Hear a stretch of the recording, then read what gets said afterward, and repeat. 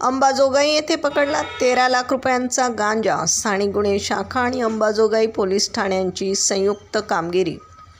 बीड जिल्ह्यातील अंमली पदार्थ विरोधी कारवाईबाबतच्या पोलीस अधीक्षकांच्या आदेशानुसार दिनांक 28 फेब्रुवारी रोजी ही कारवाई करण्यात आली आहे। प्राप्त माहितीनुसार अंबाजोगाई येथील सटवाजीनगर परिसरात वाहनातून अवैधरित्या अंमली पदार्थ गांजाची विक्रीकरिता वाहतूक होत असल्याचं समजलं।